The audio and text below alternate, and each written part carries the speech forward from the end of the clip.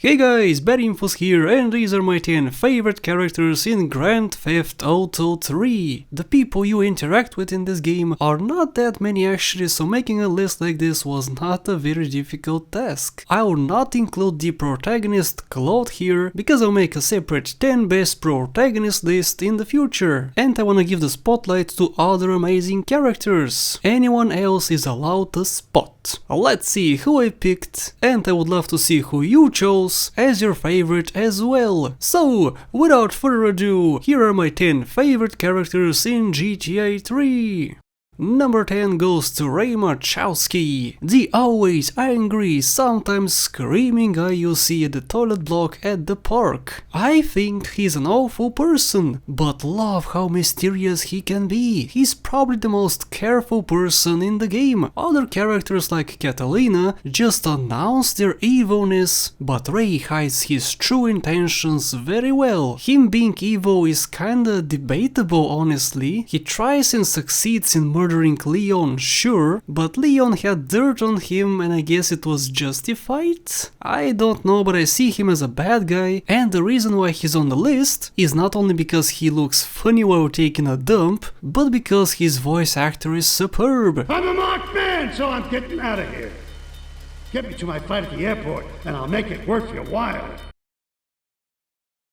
Number 9 is Donald Luff. Donald is a businessman, a very well-spoken businessman. He is smart, cunning, and has amazing ideas on how to run his empire. You'll not see a more serious tone from anybody in the game. The voice actor really sells it to me. The tone of his voice matches very well with his persona. Donald gives some of the most sophisticated and well thought out missions in the game. Way to go, Donald! A deal is a deal, so they'll not see a penny from me. Go and rescue my friend. Do whatever it takes. Number 8 goes to Joey Leona, a hard-working man from the Leone family and certainly has a major role in the game. He gives some new connections to Claude, he introduces the player to some game mechanics and is overall a worthy heir for the throne occupied currently by his father Salvatore. He owns a garage in Portland and that's how I see that he can handle himself. Sure, many people in this game can shoot, kill, cause millions worth of property damage. Joey, on the other hand, has a small business, boosting or fixing cars, while still working for the arguably biggest gang in the game, the Leones. That rat has sold his last stir fry. I want you to take him out. If you need a piece, go around back of ammunition opposite the subway. Number 7 is 8-Ball. Yeah, I know, number 8 should have been for 8-Ball, but I don't like him less than Joey. 8-Ball is the first character we interact with in this game after we set foot in Portland. He works as a guide, as a mentor, and if it wasn't for him, we would have absolutely no connections to anybody. Claude would have been starving underneath a bridge or in the tunnel meeting of the bums. We don't see much of him, and he's quite stupid too. I mean, dude, just wait for me to clear out all the Colombians before boarding the damn ship. Whatever, I like 8-Ball despite how little we see of him in GTA 3. But you know, with me, you get a lot of bang for your buck. Come back, brother, when you have the money. Number 6 goes to Miguel, the right-hand man of Catalina and possibly the second biggest villain in the game. I love bad guys in movies and video games. I don't wanna be near him in real life, but want to see him all the time here. He looks great, he's almost as cunning as Catalina, and a few times we see him, he appears to know what he's doing. Well, unless he does what Catalina is telling him, which is entirely possible, she's crazy after all. I love how despite all the torturing done to himself, he's still alive and kicking. I mean, he was beaten by a stick, poked with it, until he pissed himself, has blood all over his body and was also shot at. Surviving after all that torture is certainly admirable. I don't agree with his deeds, but I like his character. Hey, don't shoot, amigo. No problem. We all friends. Number 5 goes to the big boy in town, the Dawn of Dawns, the Master of Darkness. I think I went a little bit too far.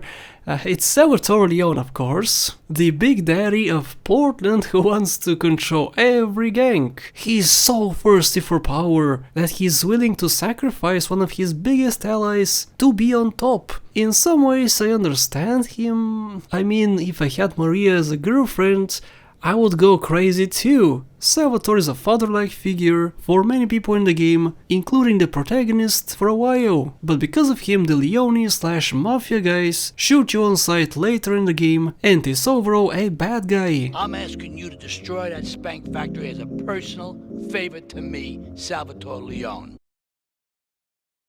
Number 4 goes to none other than the other big boy in town, not because he's important or anything, but because he has a few extra pounds. He is Toni Cipriani, and yeah, I really mean that he's only for show. He's not tough at all. Sure, he talks about being tough, but his mother showed how opposite of that he is. Toni is a puppet to Salvatore Leone and has a vendetta with the Triads. He hates them so much that he is willing to blow up a whole factory probably full of them. He may be more lethal than Salvatore, but that's stretching it too far. Of course, he works with the Big Don and they both have respect for each other. I love the voice actor for Toni in this game. I want you to destroy their laundry vans and mangle any Triad gimp that gets in your way.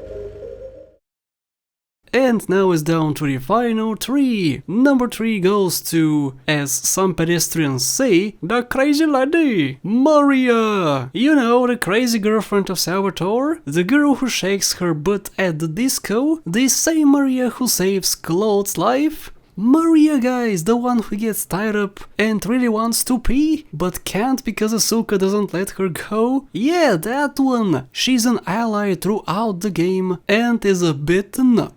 She has no problem with torturing people, but feels a little grossed out doing so. I love Maria in this game, and if I had to pay attention to how she is in Liberty City stories, she would not even be on the list, because of how her character was ruined in LCS in my opinion. She is definitely a worthy pick for a spot on this list in GTA 3. Look, you're a marked man on the Mafia turf, and I've got to get out of here too. I've seen too much killing, too much blood.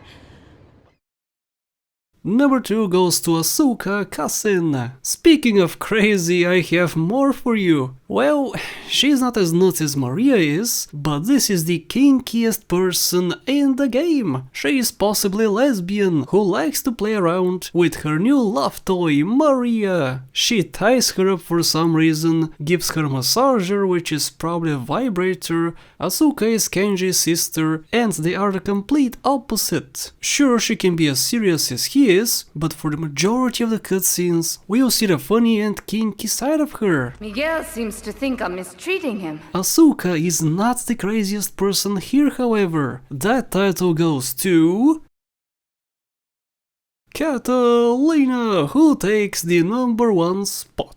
What hasn't been said about Catalina? She is the main antagonist in GTA 3. She works with the other biggest gang in the game, the Colombians. She even has a very trusty ally, Miguel. That was not the case before though. Sure, she worked with all of them before, but Claude, her once lover, was also on her team. Well, during a bank heist, she showed her horns and became the villain. Catalina is sexy but crazy too. You know the first rule of dating: don't stick your dick in crazy. I guess Claude didn't get the memo. She, like Salvatore, would do anything for power, even shooting her allies, like Claude and Miguel. What a terrible woman, hungry for power and mostly money. I hate her as a person, but love her as an in-game character. In real life I would stay as far away from her as possible. You have been a busy boy, but you haven't learned.